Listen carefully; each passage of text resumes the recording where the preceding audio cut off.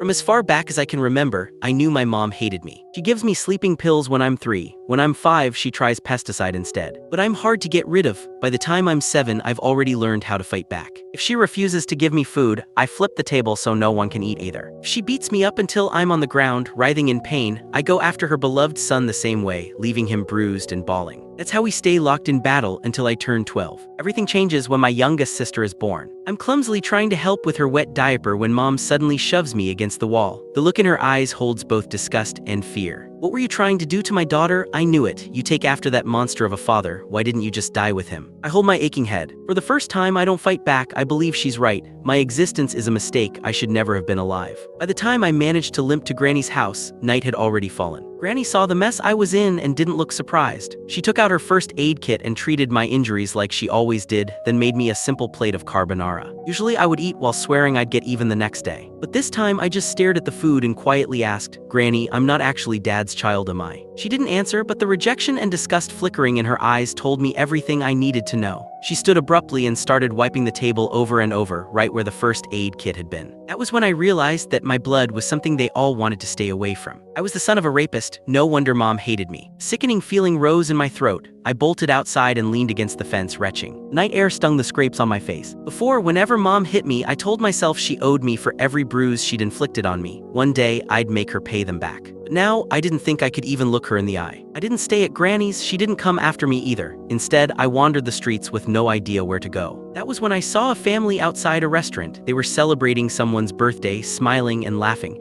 The woman in the middle was probably the mother. She looked so happy that I instinctively took a step back. Last year on mom's birthday, she'd smiled just like that before she saw me. The moment she saw me walk in, her smile vanished, replaced with utter disgust. Back then, we had an essay with the theme, My Mother. I wrote that mom was a heartless villain. My teacher dragged me into her office and lectured me for an entire period. I barely heard most of it. I only remembered her saying, no mother in this world would ever stop loving her child. I believed her. I saved money from collecting recyclables and bought my mom a birthday cake. I just wanted a hug, the same kind she gave my brother, Casper Willis. But her frigid expression was like a stab in the heart. I felt like a fool standing there with that cake in my hands. Anger overwhelmed me. When no one was looking, I went out and caught a couple of frogs in the garden. Then I hid them in the cake. I could still remember the way she screamed when they jumped out. Back then, I felt a twisted sense of satisfaction. I thought she didn't deserve to be a mother. I thought she had it coming. But now I know the truth. The one who didn't deserve anything was me. My existence itself had hurt her. As I watched that mother's smile through the restaurant window, I made a decision. This year, for mom's birthday, I would give her a gift she would truly be happy with, one that would free her completely. I decided to die. Click the link in my bio to get the full story for free.